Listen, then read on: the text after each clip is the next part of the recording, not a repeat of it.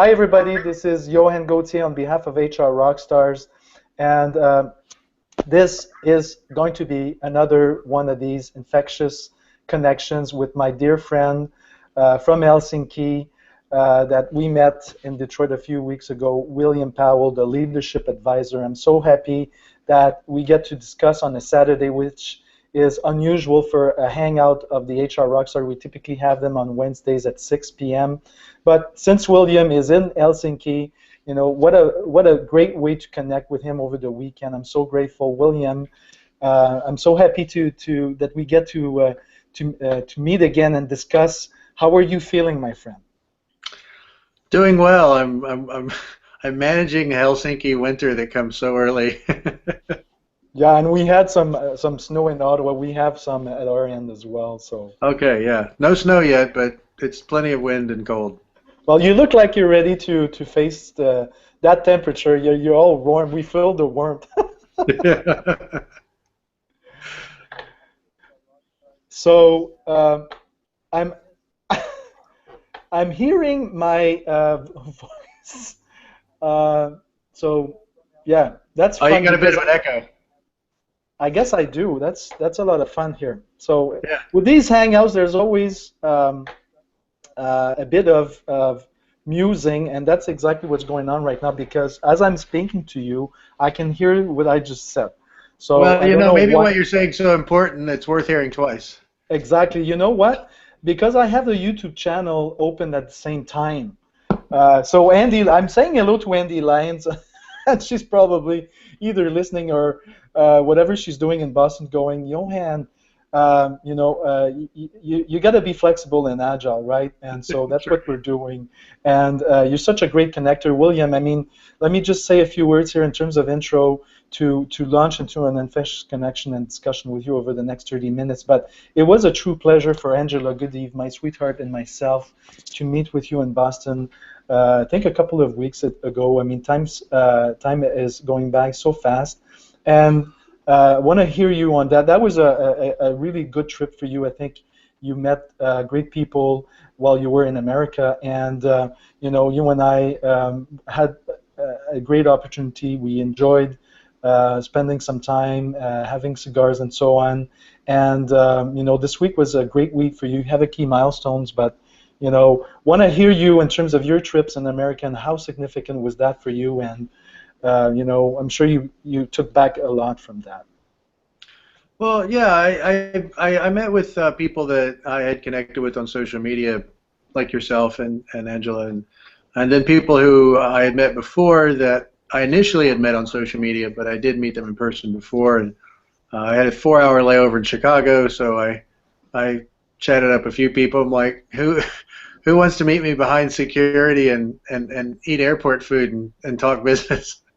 Yeah, And a exactly. bunch of people were interested, but they had some prior commitments they couldn't change. And so I got to meet with one gentleman in Chicago, and that was a nice conversation just to actually meet someone face to face that you just connected with on Twitter. And then Cincinnati, I met with a few people that was very productive. And then went up to Detroit and met with Heather and Paul Voss, very good friends of mine. Highly respect both of them. And I stayed at their house that night, and we met the next day. And it was actually Heather and Paul in our conversation that encouraged me to put the blog post together that I did recently. It was my 200th blog post, and I wanted to make something dynamic for that. That was a really big deal for me to get to 200 blog posts. That's a whole lot of typing. And so I wanted something really important, and they challenged me in an area that I really needed to be challenged on. So it's amazing to have friends like that they're comfortable enough and honest enough and they love you enough to kind of push you in the right direction, even if that push is a kick in the pants. So it's good. And of course, us meeting was brilliant. I loved it. It was so nice. The Brazilian barbecue and all you can eat meat, and then the cigars and some bit of cognac and a lovely bottle of wine. It was a great night, just catching up with new connections and old. So thank you for that. Well, I'm really grateful, and gosh, like I'm so typically on time, and I think we were like 3 or 4, even 4 hours late getting to Detroit from Ah, Mississauga. We had spent some time the day before with Tehani Mott and her posse. Hi, Tehani. But I mean, as we were going into Detroit, and we're connecting over the phone. I was driving, and first time that we see each other, and already we're late. So I really felt bad because that was such a key thing. But we ended up enjoying cigars at the end of the night.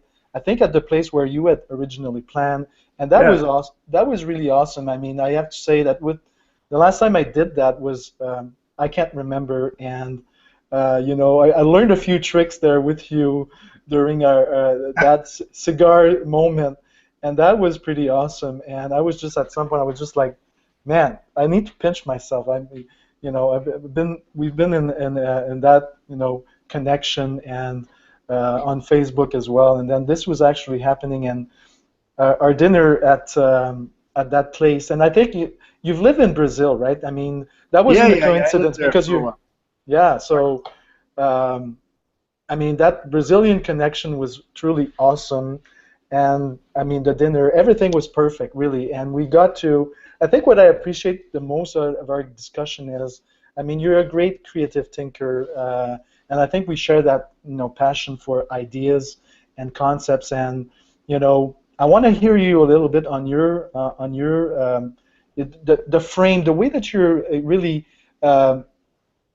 bridging the concepts that are so key right now in our present turbulent times, right? Where you have engagement, you have leadership, and then can't remember the other one, but I know Culture. that Ted, yeah, culture, and Ted Coiney, you made that connection with us. That Ted Coiney said that's such a good model. Can I borrow it? So, but let's hear you on that because that's so key. That supports the whole leadership, advisory services and all your brand and promise. I mean that I think I said a few times during a discussion. I mean, and I think you're realizing that you're not many people are really merging those three things together, and that's really powerful. Yeah, well, at the I don't want to. I want to make sure that I preface this with I'm not trying to throw other people who do at least similar work under the bus, saying that what they do is inefficient. That's Mm-hmm. not my message, Of because I course. don't believe that the best way to build yourself up is by tearing other people down, and it's not Absolutely. accurate most of the time. Yeah. But what I will say is it's extremely important to understand how things work organically. And so my main focus was to recognize what that looks like sociologically, anthropologically, in an organizational development setting, because that's really where it's at. It's about people. And I did have a bit of a premise going into it, and so some may argue that perhaps I found what I was looking for simply because I was looking for it, and that's Yeah. fine. I don't really need to engage that discussion much. I don't feel the need to. But leadership, culture, and engagement are dynamic parts of every group of people, whether it's friendship circles, whether it's family circles, whether it's in an organization as a company or an organization as an NGO, or whether it's in some faith-based community or whether it's a neighborhood community. It doesn't really matter. Anytime you get a group of people together, you're going to have someone who acts in a leadership capacity, whether they were voted in that position or not. There's going to be a culture that develops out of that leadership capacity, and people are going to engage with that group according to what that culture is like, which will then circle back to how leadership is done. And that's in essence the natural dynamic of how all that flows together. That happens whether you're doing it on purpose or you're not. It's still going to happen in that order.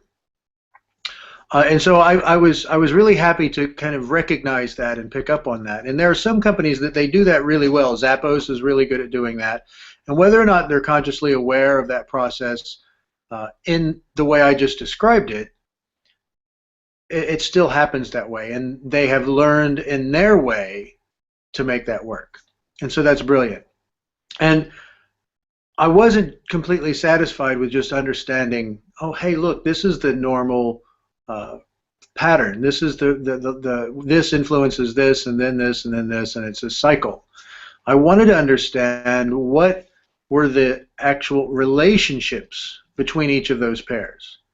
What's the, because you see people that, consultants, they're doing leadership and culture, and that's brilliant because it's very important. And they, they get that. And so they focus on those two elements, but I wanted to understand what's the relational connection between those two. Because leadership doesn't create culture, and a lot of people think it does. Leadership facilitates culture, but it has to move through another medium first, which is the relationship between them. And that's a contextual relationship. So what leadership does, it actually creates a context, a framework, if you will, out of which culture will then develop. Because that context created will then influence all the different drivers of culture, whether it's language or rituals and all the different things we don't need to get into. And so understanding that is there was very important. And then moving from culture to engagement, I wanted to understand what that relationship was. And the most natural result of a culture is the response to that culture is one of emotion. So it could be an emotion of hope. It could be an emotion of pride. You're proud to be a part of this culture because you like what it does. Or you could cynicism, despair, frustration is more on the negative side of things. So a culture within an organization or group of people, what it does is it elicits emotions of the people that are within that culture. And that influences the quality and magnitude of their engagement. So when you begin to understand that, there's a few things that you should probably do, and it kind of influences your decisions as opposed to just fragmentally looking at these things. And so then the natural response to engagement, highly engaged people, their behavior is a behavior of leadership. Whether they have a role that defines them as a leader in the organization becomes irrelevant. So the connection between engagement and leadership is a behavioral one. And that just circles back around. So I created a model that pretty much encapsulates all of those things to act as a framework for organizations to use, that it's a communication tool, it's a management tool, it's a training tool to say, hey, you know what behavior do we want? So how do they have to be engaged? What emotion provides that engagement? What culture creates that emotion? What context facilitates that culture? So as a leader, what do I need to do next? And that's really the nuts and bolts of it. And understanding that that can be utilized in any organization or any group of people as a means to create with purpose so that it accomplishes what you're hoping to accomplish is the best way. Because so no silver bullet, it's a framework from where the real work actually starts. So I guess, I mean, that's really good. I mean, I said it when we were at dinner in Detroit. I think the frame here that you sort of laid for us is really, the threads are really beautifully put together. I mean, we see the linkages. And more than that, it's sort of presented as a roadmap for leaders to be really effective. And by leaders, I mean not necessarily just the ones that are, in positions to lead the rest of the workforce, but everybody and how we play and dance together, right? I guess my first question I'd like to, which I didn't think at the time that we were having dinner at Detroit, but now that I'm hearing it, hearing your pitch for the second time, the question that comes to mind is, context. I think that's the one concept that you sort of emphasize that I want to pick up on, which is, the context we're finding ourselves under is quite volatile, right? We often hear the expression VUCA, volatility, uncertainty, and so on. So the world is changing at the speed of light, and under the digital age, the pace of changes are only going to increase because of mobility, because of the cloud technology, and so on.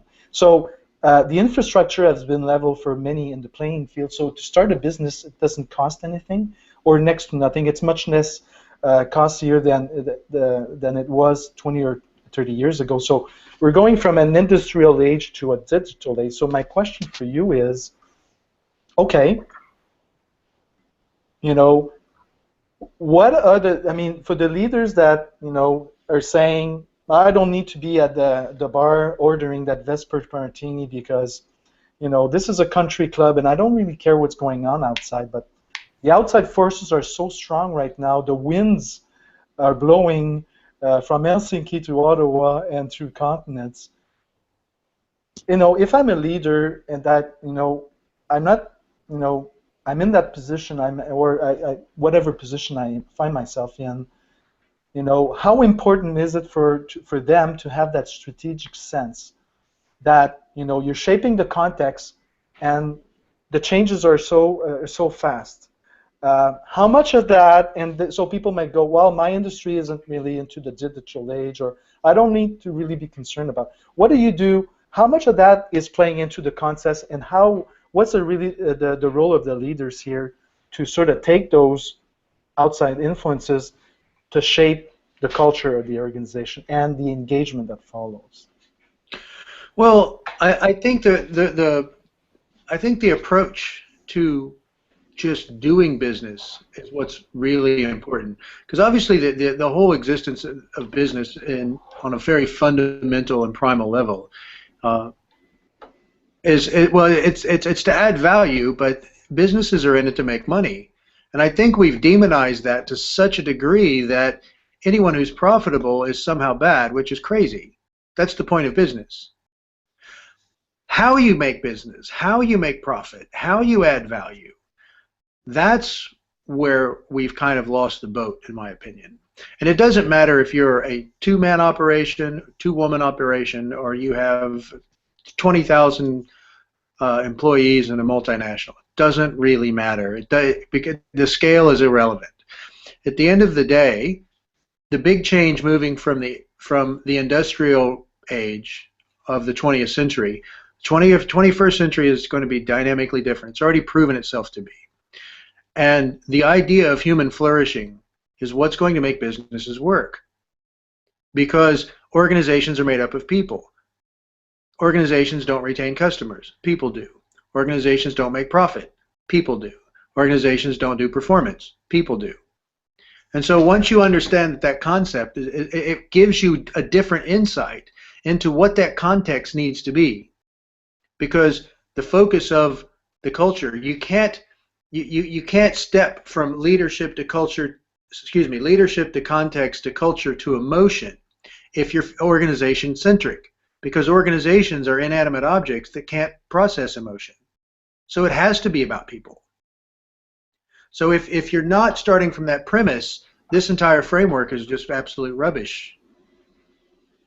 No, I really love it. I mean, I'm sort of going in my head, oh my God, like there's a aha moment here. Because, yeah, that's a fundamental ingredient, right? The people, it starts and ends with people. And right. The capacity of people. So I guess when I wrote this down, humans flourishing. So here, let me add a twist here. Talent. From an industry perspective, we have this bigger trend, two things we're seeing right now. World scale, at the world scale level, a lot of disengaged employees. Even the rising stars or the high performers, many of them want to leave the organization or go elsewhere for a variety of reasons. And then you had that talent lens over it, which is, basically what you're referring to, I think, is human flourishing. So, I mean, for any manager, any person that is responsible for people, and even people responsible for their own careers, they have to give their best self, but also it's the responsibility of those leaders in management positions and for, to have that enterprise view to ensure that that potential and talent is truly flourishing and unleashed in the enterprise. So I guess the question that I'm asking you is, if people are so critical to the success of any human endeavor, why is it that, in industry reports after industry reports, I read it from Bernstein, I read it from Pricewaterhouse, I could go on and on, where the senior leaders are basically saying we're not doing a good job at managing talent within our enterprise. Why is it, that flourishing potential is so important, but at the same time, people are openly admitting that they're not doing the best of jobs? Why? Well, I mean, you're deconstructing and attempting to reconstruct a completely different paradigm from a business perspective. That doesn't happen in a week. And it really takes a fundamental shift in how you view work. When you are in talent, when you view people as these units of effort, you're still doing it from an organizational centric worldview. And you have to be fiscally responsible. You have to have quality metrics in place so that you're profitable as a company. That's where it should begin, and that's where it should end. The understanding that it's people that make all that happen. You know, here's the thing. I tweeted this last week. I don't remember the exact wording, but it was something along the lines of KPIs dictate priorities. How many of your KPIs are human-centric outside of performance? None of them. So that kind of reveals the priorities of an organization about just being only regarding the organization. Mm-hmm. And if you look at Boston Consulting Group released a study, I think it was Capability to Profitability was the name of it in 2012. And they pointed out that from 2001 to 2011, people companies outperformed the market, the S&P 500, 8 out of those 10 years. 8 out of 10 years. And at the 2011, they were 99 percentage points above the market. They didn't have better operational metrics and KPIs about how to do this debt to equity ratio and all that. It wasn't because they had those. All the MBA folks are doing that, right? It's all the same stuff, but they were people companies. And they were also listed on Fortune's top 100 best places to work 3 times in that same time period. Because it was about people. So I get, okay, so that's the gem and diamond, right? I think we've reached a point, and that's what I like about these infectious conversations, because we're sort of building momentum in our discussion. And at some point, you know, we're starting to collect gems and diamonds, and now we've been polishing here for close to 30 minutes, and I think you just said a gem. I mean, so let me put this on the table because I'm really excited by this. I mean, this is like, I think the snow is melting in Ottawa right now. At least around your house, right? Exactly. So I won't need to shovel. Thank you for that. That's a really good advice. So my point is, you know, what is actually going on in those workplaces? I mean, we often hear about the Google example, right? I mean, everybody has heard that, you know, that 20% of this of time where employees are actually invested in stuff that is, you know, going to bring back value to the organization, but it's free time. But I mean, I want to dig a bit deeper into what you just said about the Boston Consulting Group and those examples.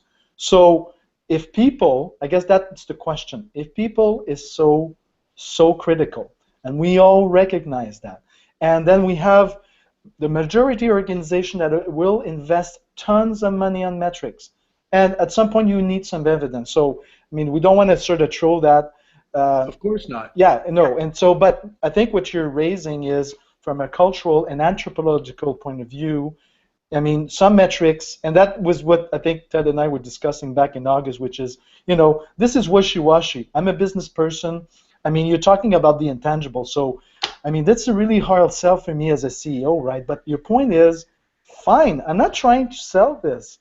I mean, you are probably like Dodd Conan came into our community this week, and the touch point. So it's those intangibles. So what is your experience from either the readings or people you've taught that is happening in those what are those workplaces doing that is so outstanding that we're not into copying and pasting, and you can't sort of apply one model to it, but what is it? What is it? What's the gem there that's going on?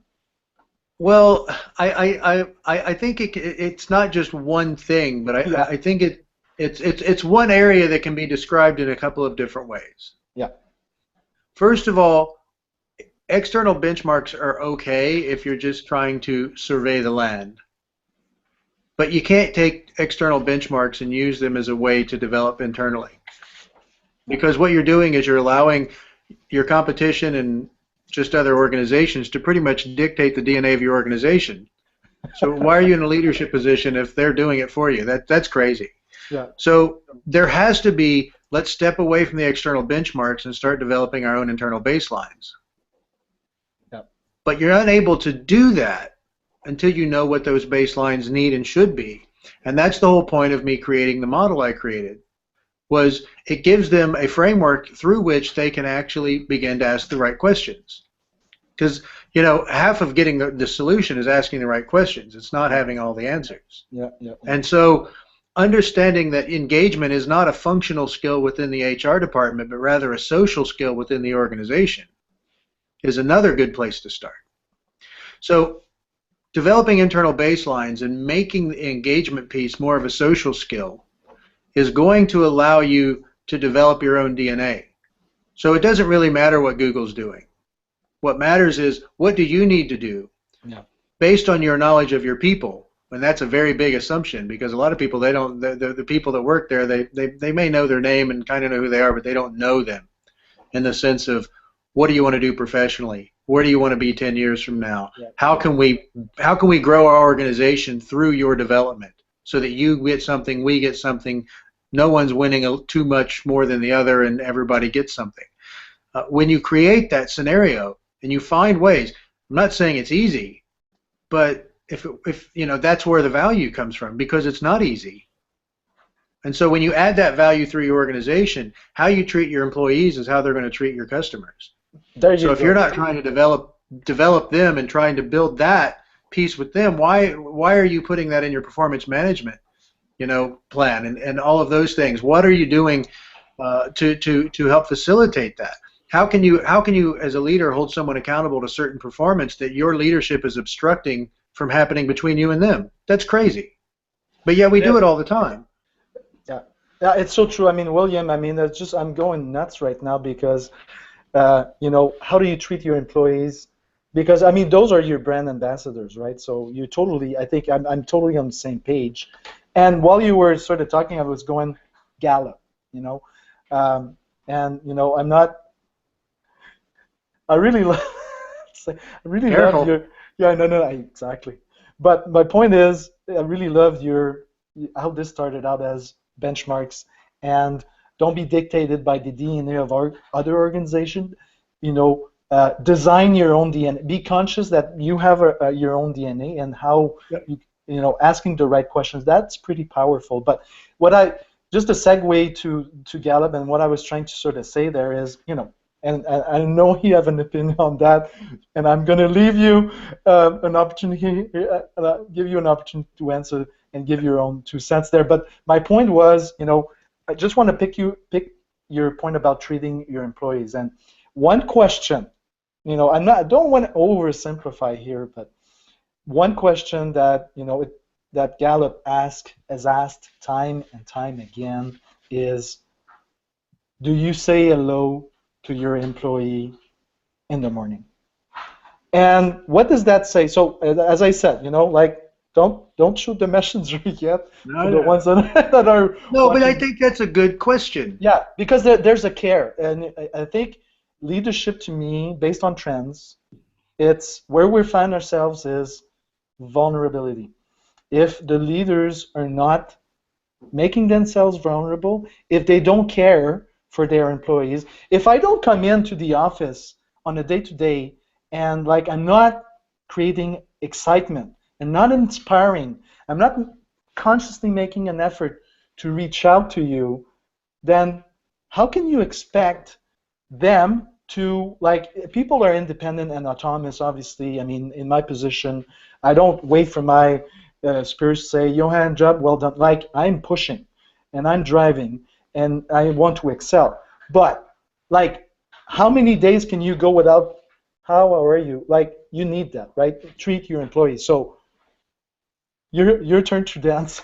Well, no, look, the human condition is an interdependent one. So to take that piece out of business for the sake of saying it's just business is to really shoot yourself in the foot. So I find it obscure that business went to that place from, let's say, the turn of the century of 1900 to up to the 90s.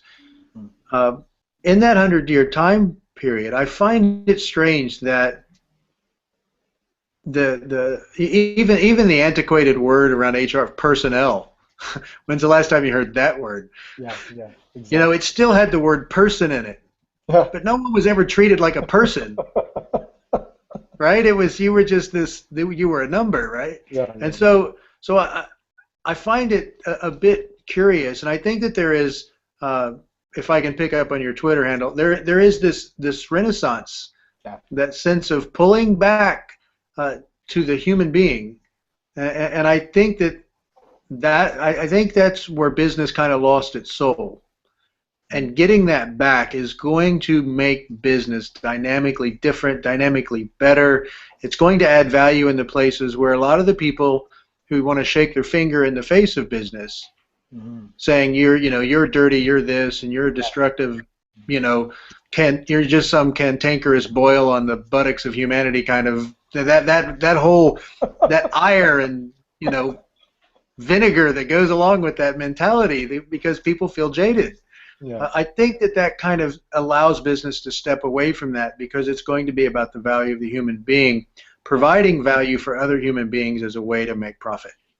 And that's really what business should be and has always been. yeah, We've just poorly represented it. yeah. And No, I so, mean, yeah. Go so ahead. pulling the model together that I created it is a way to help facilitate that process to, human flourishing is a profitable venture on No, every level. no kidding. And I think, um, so yes. So then I think the challenge we have is finding those workplaces where you can test that. And one of the areas that we can test is a safe space where people are open to experimenting, because I think your model is really well constructed, and I think there's a lot of great value there. So I mean, the thing that popped in my head here as you were speaking, and in the experimentation perspective and approach here is, on December 4th, we're going to have a hangout with our friend Ted Coiney, Suzanne Maza, Tom Massacre, and Suzanne Daigle. And I know, and I feel sorry because we're going to have that at 6 p.m. And I think it's going to be a bit tardy for you, but It's yeah, 1 exactly. a.m. here. So because the world has become that small oyster, we should probably be in the same time zone where we can have all those connections at the same time. But I guess the point I'm trying to make here is, you know, you're making a segue to Renaissance and losing our souls and so on. I think that part of this, and I think within the digital age revolution is, and that novel concept, right? That we values is driven from people, where people are adding value to their to build on their relationship. So we have some pretty infectious connections building on a weekly basis between Ted. Ahim Novak is not going to be on December 4th, but just between Ted, Tom, Susan, all those people, it's going to be unstoppable. And my voice, I'm losing my voice. So. You need another cigar and some cognac, my friend. That'll sort that out right away.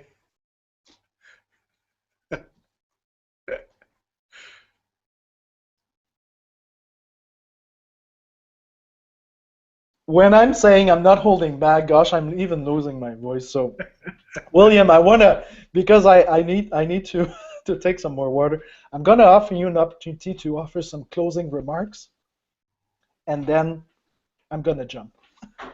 Okay, yeah, fair enough.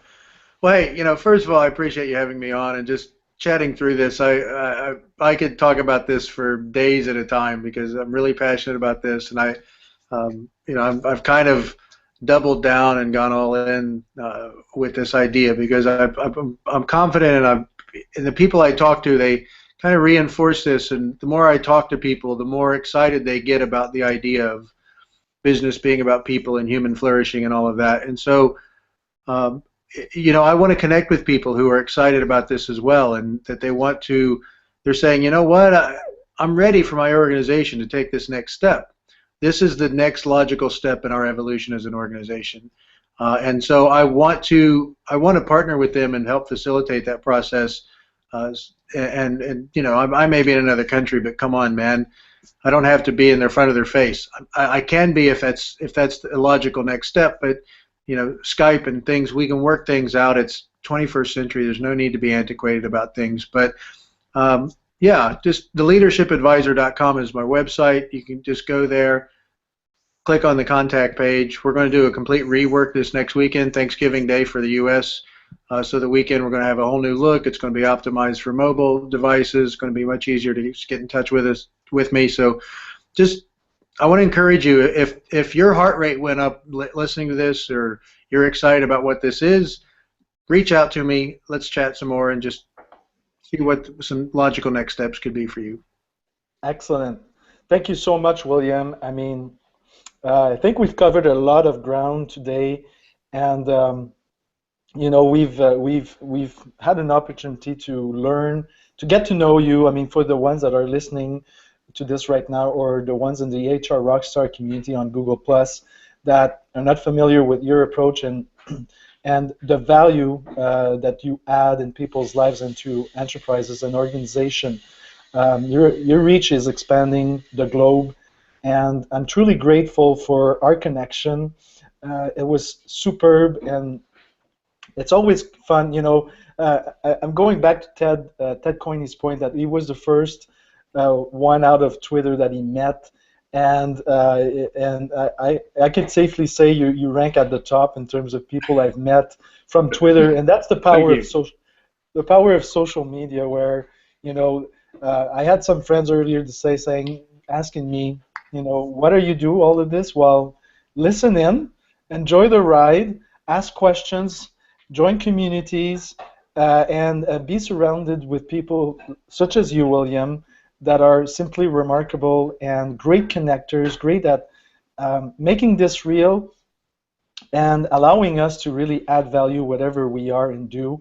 And for this, I am truly grateful. And, thank you.